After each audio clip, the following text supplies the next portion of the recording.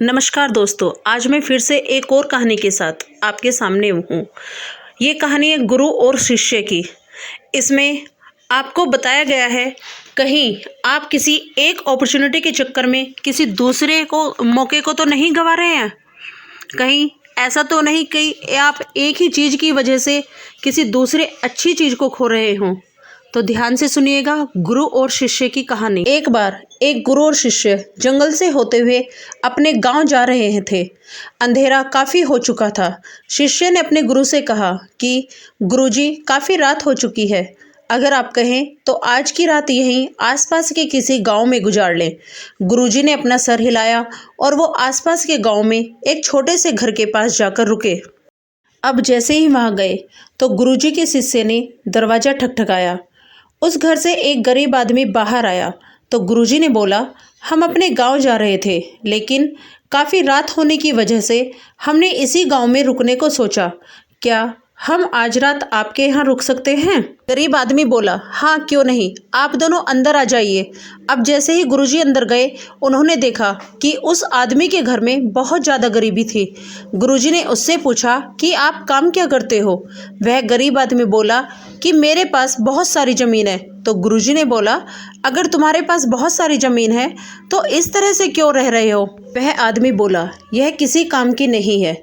गांव वाले बोलते हैं कि ये बंजर ज़मीन है, यहाँ पर कुछ भी नहीं उगाया जा सकता और वहाँ फसल उगाना बहुत बड़ी बेवकूफ़ी है।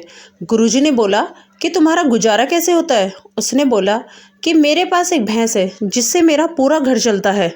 ये सुनने के बाद गुरुजी सो जाते हैं और रात में जब सब लोग सो रहे होते हैं तब गुरुजी अपने शिष्य को उठाते हैं और उस गरीब आदमी की भैंस लेकर अपने गांव चले जाते हैं। शिष्य अपने गुरुजी से पूछता है कि गुरुजी, कहीं आप ये गलत तो नहीं कर रहे हैं? उस गरीब आदमी की रोजी रोटी इसी भैंस की वजह से चलती है। गुरुजी अपने शिष्य की तरफ देखते हैं और मुस्कुराते हुए आगे बढ़ जाते हैं।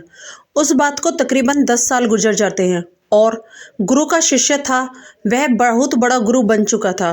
तो एक दिन उन्हें उस गरीब आदमी की याद आती है कि मेरे गुरु ने उस आदमी के साथ अच्छा नहीं किया था, मुझे एक बार चलकर देखना चाहिए कि वह आदमी अब किस परिस्थिति में है।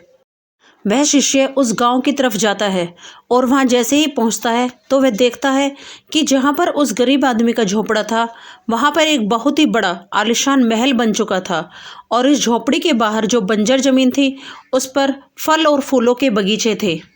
तभी उधर से उस घर का मालिक आता है। शिष्य उसे पहचान लेता है और उस आदमी को बोलता है, तुमने मुझे पहचाना? मैं अपने गुरुजी के साथ यहाँ आया था, हमने एक रात के लिए आप यहाँ रुके भी थे। वह आदमी उसे पहचान लेता है और बोलता है कि उस रात में आप कहाँ चले गए थे और उस रात के बाद ही मेरी भैंस कहीं चली गई थी। मेरे पास कोई रास्ता नहीं था तो मैंने अपनी ज़मीन पर मेहनत की और फसल निकल आई और आज मैं इस गांव का सबसे बड़ा और सबसे अमीर आदमी बन चुका हूँ।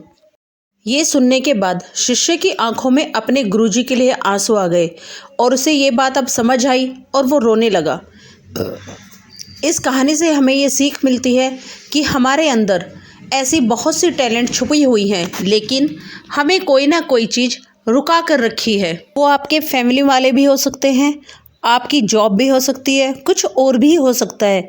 देखिए, आपके पास भी तो भैंस के जैसी कोई दूसरी चीज़ तो नहीं है जिसने आपको आगे बढ़ने से रोक कर रखा है।